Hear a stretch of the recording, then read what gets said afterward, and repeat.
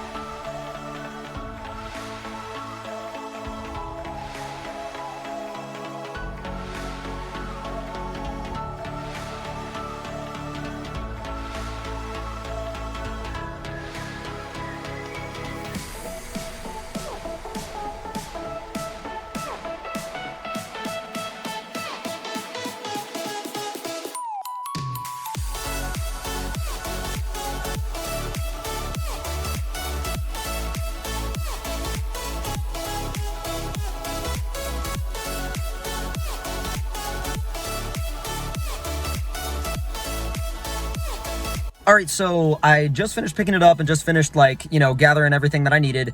And then we had to do some documents and paperwork and stuff like that. But we're sitting here in the car right now, and I'm going to go ahead and, like, I'll show you guys some of the, you can see the TS wing there on the back. But I'm going to go ahead and show you guys some, like, you know, whatever, like, you want to call them beauty shots, glamour shots of the car later. But what do you think? Pretty good. Pretty good? Yeah. That's it. Dig these pretty seats. good. Check out these seats, man. Oh, yeah. Whoa! Oh God, okay, I almost dropped the phone, but It happens.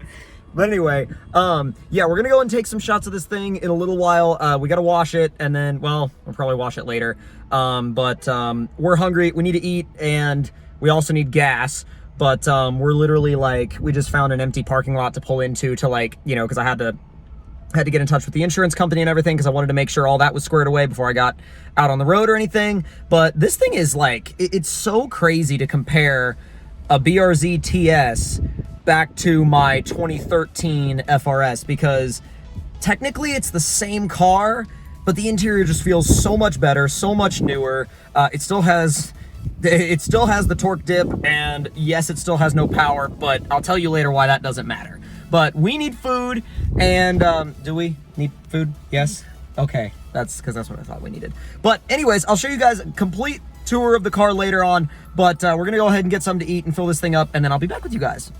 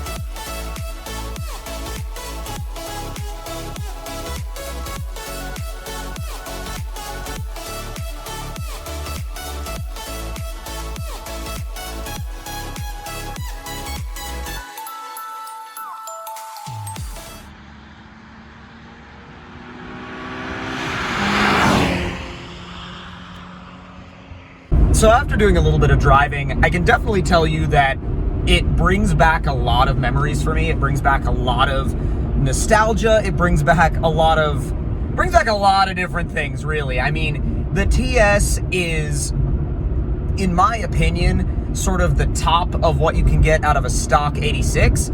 And what's interesting is I really didn't think I was going to be able to find a TS in the price range I was looking in. I thought the most I was going to be able to find was actually a TRD 86. And after a lot of looking, I ended up, you know, finding this particular TS, and I got shift. Oof. The TRD 86 was basically what I thought I was going to be able to get sort of at the top of the price range I was looking in, and then I actually found a really good deal on this particular TS, BRZ TS, which only has about 19,000 miles on it. Now, with that being said, there's obviously a lot of you that are, I'm sure, going to have questions about, like, you know, what are we doing with it? Are we bringing back the old red FRS, like, in terms of everything that was done? Are we going to do turbo? Are we going to do supercharger? Are we going to do this? We're going to do that. There's a lot of different things that we can do. There's a lot of different things that are on the table that are possible for this car, but I'm not completely 100% sure yet what we're going to do with it, because we have a race car. We have the S2000, and that's a track car, race car, and at this point has a fully built motor that I cannot wait to show you guys, because I drove it the other night and it was incredible. But, oh, all right, bud. I don't know where you're going, but oh boy. I completely forgot to bring any sort of GoPros, and so I'm driving and vlogging and shifting and all at the same time, and it's really not the best way to do things, but sometimes you got to do certain things to, you know, figure stuff out. But anyways, guys, like I said, you snickering over there? That's good. No. Yes. Yes. She's snickering and she knows it. But anyways, guys, I know there's going to be a lot in store for this car. There's going to be a lot of stuff we're going to do with it. We're most likely going to have it out on track in June, as long as all of the crazy regulations and stuff that are going on right now are lifted, or at least some of them get lifted by then, and we're able to take it to a track day in June. Fingers crossed that we're able to do that, but we'll see. Yeah, we'll see. And oh, we're gonna have to wait at this light for a minute, so we'll definitely see if I can get, actually, you know what it might be a much smarter idea to put y'all over there. Maybe, I don't know, maybe we'll see about that. We'll see about that. I got to get my GoPro setup back out so I can actually do this properly. But today was sort of like, schedule-wise, it was a little all over the place. It was a little rushed, and things just all sort of started happening at one time, like all at the same time together. Yeah. And I mean, you know this. You know this for a fact. So basically, the story of going to pick up this car was nuts. We went to look at it. We drove 2 hours to look at it about a little over a week ago. And then basically we had arranged to pick it up today. So the guy drove all the way out here. And then long story short, there was a lot of like back and forth about the scheduling, about when he was supposed to get here, when I was supposed to meet him, all that stuff. And we're just going to keep going and then loop around and come back. Yeah, But anyways, yeah, so we ended up having a lot of back and forth about scheduling, and long story short, we ended up getting out there to where the car was, and then, you know, signing everything over, and then drove it back, and that was that. Now, the only thing that's going to be really interesting is, I'm curious as to like how long I'm going to be able to keep it stock. Probably not very long. But it definitely needs a few things. It needs tires for sure, because the Michelin PS4Ss that are on it right now are kind of at the end of their life. The fronts are at the wear bars for sure. And I know it's like, it's a wear thing. It's not a, what is that? That was you. No, that like squeaking noise, that ringing noise. Me personally? Or, not like you internally, it's something on the car. that's weird. Are you hitting something? Are you braking? Oh, you know what it was? It was the pads. Because I tapped the brake pedal and that stopped. Are they that bad? No, they're not bad. Oh. the pads are fine. I think because when I did one of those flyby shots, I did a couple of like really, really hard hits on the brakes. And so they probably hadn't been hit that hard in a little while. So I don't know. I mean, we'll see. Hopefully the brake pads aren't toast. I hope they're not toast. I hope not. Oh, okay. I mean, that's a good way to find out. Well, so I apologize in advance if there's any background noise, but now that I've walked you guys around the car and kind of showed you all a little bit of the details, one of the biggest things that I want to kind of clarify is what's happening with the rest of the cars, what we're doing with some of the others, what is getting done with certain ones. And so long story short, the S2000 is going to be the race car, and the BRZ is going to be the daily with like lighter modifications. So I already have a buddy of mine that's picking up the Miata, and I'm not quite sure yet what I'm going to do with the M3. I know that the M3 is going to be in the picture somewhere for a little while, but I haven't decided yet if I'm going to fully keep it or not.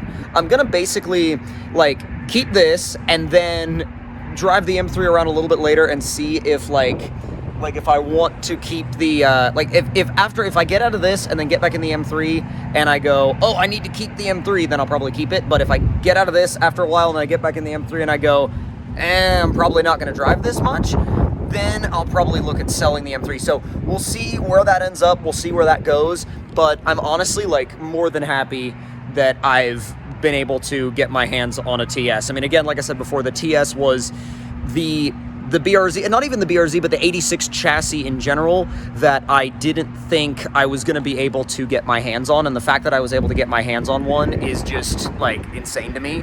So first of all, I want to say like thank you to you guys, but also I want to say like thank you to you guys in like, not necessarily just thank you, but the thank you over time is going to be me showing you guys everything that goes on with this car.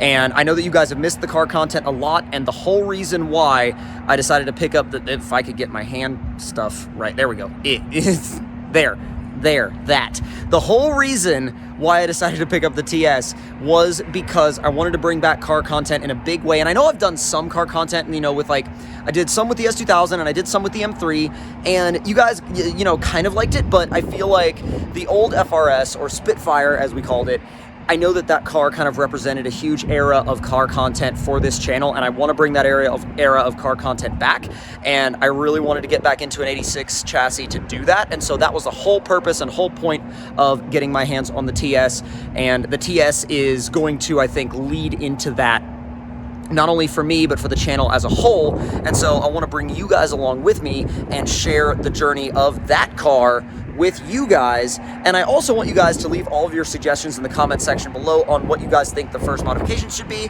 whether you think it's anything. It could be exhaust, it could be anything like as big or as little as like say a shift knob, or maybe a different, you know, maybe a different muffler, a different header.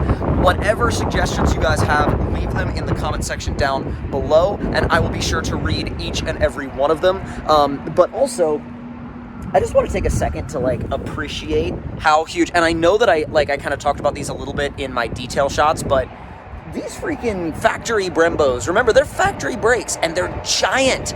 They're absolutely giant factory brakes. And also, I know that like the car kind of looks clean from like back here, but if you get really close to the paint, it really needs a good like detail. So I'm going to be linking up with a detailer friend of mine really soon, and we're going to be getting this car really like properly fully cleaned up. The interior is great, but the exterior could use just a little bit of detailing, and it's definitely going to need some new tires as well, because these Michelin PS4Ss are definitely towards the end of their life. So with all of that being said and done, that is going to do it for this portion of the video, and I want to thank you guys for watching, and we'll have a little bit of a wrap up at the end.